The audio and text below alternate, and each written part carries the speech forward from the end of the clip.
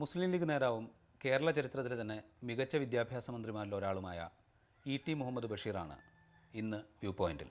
സ്വാഗതം ഇ.ടി. വ്യൂ പോയിൻറ്റിലേക്ക്. കേരള രാഷ്ട്രീയം തന്നെയാണ് ആദ്യം നമുക്ക് ചർച്ച ചെയ്യേണ്ടത്.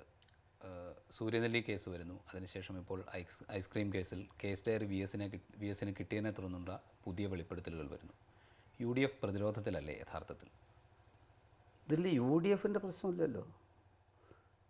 സൂര്യനെല്ലി കേസിൻ്റെ കാര്യത്തിൽ സുപ്രീം കോടതി വരെയുള്ള ചർച്ച നടന്ന കേസാണ്. അതിനുശേഷം വന്ന ഒരു കുട്ടി ഒരു കത്ത് കൊടുത്തു, അതിൻ്റെ ഇരയെന്ന് വിശേഷിപ്പിക്കുന്ന കുട്ടി കത്ത് കൊടുത്താൽ രാജ്യത്തൊരു നിയമമുണ്ടല്ലോ. ആ നിയമത്തെ കൊരിയനായിട്ടൊരു പുതിയ നിയമത്തിൻ്റെ കാര്യമില്ലല്ലോ. നിയമത്തിൻ്റെ പ്രോസസ്സ് എന്നല്ലാതെ ഒരു കത്തിൻ്റെ അടിസ്ഥാനത്തിൽ വിധിയെഴുത്ത് നടത്തുക എന്ന് പറയുന്നത് ജനാധിപത്യത്തിൽ നല്ലൊരു കീഴ്വഴക്കമല്ല. അത് അതിൻ്റേതായിട്ടുള്ള നിയമപരമായിട്ടുള്ള നടപടി തന്നെ പോകട്ടെ. കുഞ്ഞാലിക്കുട്ടി സാഹിബിനെ സംബന്ധിച്ചത് ഈ ഐസ്ക്രീമുമായിട്ട് ബന്ധപ്പെട്ട കേസിൻ്റെ സംഗതി അങ്ങനെ തന്നെയാണ്. എന്താ ഇപ്പോൾ പുതുതായിട്ട് സംഭവിച്ചത്? പുതുതായിട്ട് സംഭവിച്ചെന്ന് പറയുന്നത് കേസ് ഡയറി VS കൊടുത്തു. VS കേസ് ഡയറി കൊടുത്തുകൂടി അത് ഓപ്പൺ ഡോക്യുമെൻ്റായി. അതീ പറയുന്ന കാര്യം എന്താണ്?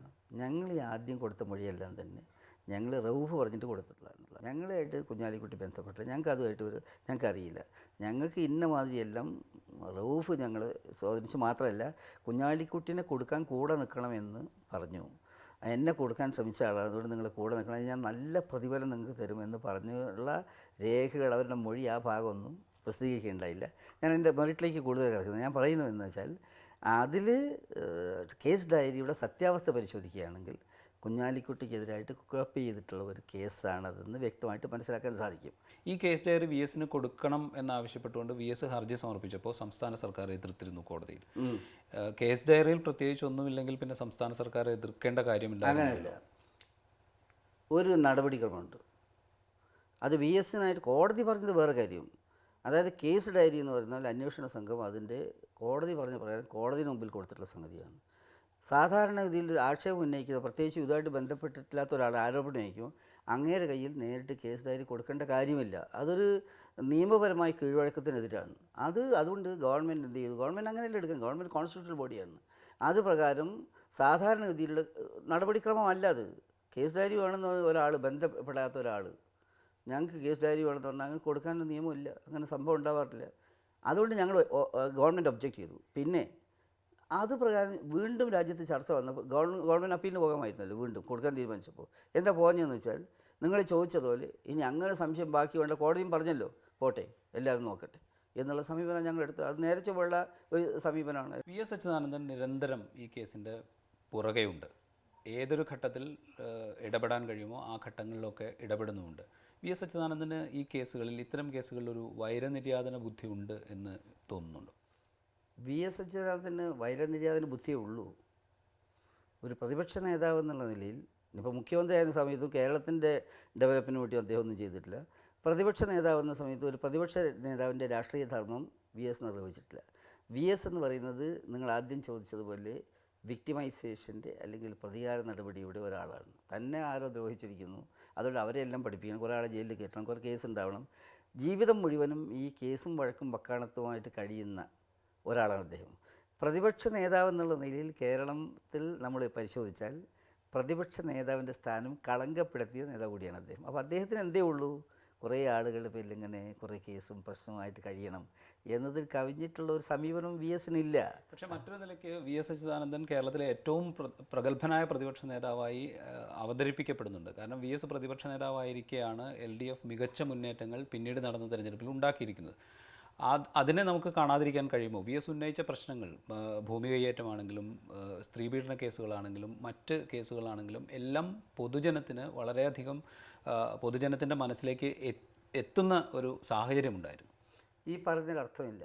കാരണം എന്താ വെച്ചാൽ നിങ്ങൾക്ക് തന്നെ ആലോചിച്ചാൽ അറിയാം, സ്വന്തം പാർട്ടിയാൽ ഓരോ ദിവസവും കൂടുതൽ പുറത്തേക്കുള്ള വഴിയിൽ നിൽക്കുകയാണ് VS എന്ന് പറയുന്നത്. നമുക്ക് അറിയാവുന്ന കാര്യമാണ്, ഞങ്ങളാരും പ്രേരണ ചെലുത്തിയതല്ല. അദ്ദേഹത്തിൻ്റെ തന്നെ പാർട്ടിയിൽ നിന്ന് അദ്ദേഹം പുറത്തേക്കുള്ള വഴിയിലാണ്. നമ്പർ 1. രണ്ടാമത്, ഈ രാജ്യത്ത് സജീവമായിട്ട് ചർച്ച ചെയ്യുന്ന മറ്റൊരു കാര്യം കൂടി എന്താണ്? പ്രതിപക്ഷ നേതാവ് ഇവിടെ ഒരുപാട്, ഞാൻ ഓരോ വ്യക്തിയും എടുത്ത് ആക്ഷേപിക്കുകയോ അവരെ പരാതി പറയുകയോ ചെയ്യുന്നില്ല, സമൂഹത്തിന് മുമ്പിൽ അംഗീകാരമില്ലാത്ത പലരെയും തൻ്റെ കാര്യത്തിന് വേണ്ടി കൂട്ടുപിടിച്ചിരിക്കുന്നു എന്ന പരാതി സജീവമായിട്ട് ചർച്ച ചെയ്തുകൊണ്ടിരിക്കുകയാണ് കേരളത്തിൽ. കേരളത്തിൽ ഇപ്പോൾ നടക്കുന്ന ചർച്ച വി എസിൻ്റെ കൂട്ടുകാരൊക്കെയായിരുന്നു എന്നാണ്. പത്രത്തിൽ ഓരോരുത്തരുടെയും പേര് വന്നുകൊണ്ടിരിക്കുന്നതുകൊണ്ടും അവരുമായിട്ട് എന്തെല്ലാം രഹസ്യ ഇടപാടുകൾ അദ്ദേഹം നടത്തിയിട്ടുള്ളതിനെപ്പറ്റി ചർച്ച നടക്കുന്നതുകൊണ്ടും ഒരു പ്രതിപക്ഷ നേതാവിന് ഇത് ചേർന്നതാണോ? രാജ്യത്തെ ഏറ്റവും നൊട്ടോറിയസ് എന്നറിയപ്പെടുന്ന കുറേ ആളുകൾ, കളങ്കപ്പെട്ടു എന്ന് നാം ചർച്ച ചെയ്യപ്പെട്ട ചില ആളുകൾ, അവരെയൊക്കെ കൂട്ടുപിടിക്കുന്നതാണ് ഒരു പ്രതിപക്ഷ നേതാവിൻ്റെ ഒരു നിലവാരത്തിന് ചേർന്ന ജോലിയാണോ? അതാണ് ഞാൻ പറഞ്ഞത്. ഇതേ ആരോപണം പക്ഷേ മുൻകാലങ്ങളിൽ മുസ്ലിം ലീഗിൻ്റെ സംസ്ഥാന ജനറൽ സെക്രട്ടറി ആയിരുന്ന പി കെ കുഞ്ഞാലിക്കുട്ടിയുടെ കാര്യത്തിൽ പോലും യുക്തിസഹമായി തീരുന്ന ഒരു അവസ്ഥയുണ്ട്. കാരണം റൌഫുമായി അദ്ദേഹത്തിന് അടുപ്പമുണ്ടായിരുന്നു. റൌഫ് ഇപ്പോൾ പലതരത്തിലുള്ള കേസുകളിൽപ്പെട്ട് ഉഴലുന്നുണ്ട്. അത് അക്കാലത്ത് നടന്ന കേസുകളുമാണ് മിക്കതും. അപ്പോൾ ഇത് വി എസ് അച്യുതാനന്ദൻ്റെ കാര്യത്തിൽ മാത്രമല്ല സംഭവിക്കുന്നത്. വളരെ ഇൻഫീരിയറായിട്ടുള്ള അല്ലെങ്കിൽ സബ്സ്റ്റാൻഡേർഡ് ആയിട്ടുള്ള ആളുകളെ ഒരു കൂട്ടുപിടിക്കരുതെന്ന് തന്നെ എൻ്റെ അഭിപ്രായം. അതിൽ സംശയമില്ല. നായർ സർവീസ് സൊസൈറ്റിയുടെ പല പ്രസ്താവനകളും മുസ്ലിം ലീഗും കേരള കോൺഗ്രസും കേരള രാഷ്ട്രീയത്തെ അല്ലെങ്കിൽ സംസ്ഥാന സർക്കാരിനെ സമ്മർദ്ദത്തിലാഴ്ത്തി പലതും നേടിയെടുക്കുന്നു എന്ന ആരോപണം അവർ നേരത്തെ ഉന്നയിച്ചിരുന്നു. ആ ആരോപണത്തിൽ നിന്ന് മാറി ഇപ്പോൾ ഏറെക്കുറെ കോൺഗ്രസ്സിലെ തന്നെ ആഭ്യന്തര രാഷ്ട്രീയത്തിൽ ഇടപെടുന്ന രീതിയിലേക്ക് NSS നിലപാടെടുക്കുകയും ചെയ്തു. NSSുമായിട്ട് കോൺഗ്രസ് സംസാരിച്ചിട്ടുണ്ടാവാം, സ്വാഭാവികമായിട്ട് സംസാരിച്ചിരിക്കാം. പക്ഷേ UDF അധികാരത്തിൽ വന്നത് ജനങ്ങളോട് വ്യക്തമായിട്ട് പറഞ്ഞിട്ടൊരു പ്രകടന പത്രിക പ്രകാരമാണ്. ആ പ്രകടന പത്രിക തയ്യാറാക്കുന്നതിന് മുമ്പ് എല്ലാവരുമായിട്ട് സംസാരിച്ചിരിക്കാം. അതല്ലാതെ പ്രകടന പത്രിക വെച്ച് വോട്ട് വാങ്ങി ജയിച്ചു വന്നതിന് ശേഷം ഞങ്ങളുമായിട്ടൊരു അണ്ടർസ്റ്റാൻഡിങ് ഉണ്ടെന്ന് പറഞ്ഞതിൽ അർത്ഥമില്ല. ഞങ്ങൾ പറഞ്ഞതിലും അർത്ഥമില്ല, ആര് പറഞ്ഞതിലും അർത്ഥമില്ല. അപ്പോൾ നിരർത്ഥകമായൊരു കാര്യമാണ് അവർ പറയുന്നത്. പക്ഷേ NSS ഈ കോൺഗ്രസിനെ ലക്ഷ്യം വയ്ക്കുമ്പോഴും NSSൻ്റെ യഥാർത്ഥ ഉദ്ദേശം മുസ്ലിം ലീഗിൻ്റെയും കേരള കോൺഗ്രസ് മാണി ഗ്രൂപ്പിൻ്റെയും സ്വാധീനം മന്ത്രിസഭയിലോ സർക്കാരിലോ കുറയ്ക്കുക എന്നത് തന്നെയല്ലേ? അതിലെന്ത് കാര്യം? ഇവിടെ NSS വിചാരിച്ചാൽ, ഞാൻ പറഞ്ഞല്ലോ, കേരളത്തിൻ്റെ ഗതി വിഗതി നിയന്ത്രിക്കാൻ NSSന് കഴിയില്ല. NSS ഒരു സംഘടന എന്നുള്ള നിലയിൽ അവരുടെ റോളുണ്ട്. അതല്ലാതെ ഇവിടുത്തെ എല്ലാ കാര്യങ്ങളും അങ്ങ് തീരുമാനിക്കുന്നത് ലീഗിൻ്റെ പൊസിഷൻ ഇളക്കാൻ, അല്ലെങ്കിൽ കേരള കോൺഗ്രസ് പൊസിഷൻ ഇളക്കാൻ, കേരള ഗവൺമെൻറ് പൊസിഷൻ ഇളക്കാൻ ഒക്കെ NSSന് സാധിക്കുമെന്നുള്ള നിലയിലുള്ള ഒരു ധാരണ, ആ ധാരണ അവർക്കുണ്ടായിരിക്കാം. പക്ഷെ ആ ധാരണ ശരിയല്ല.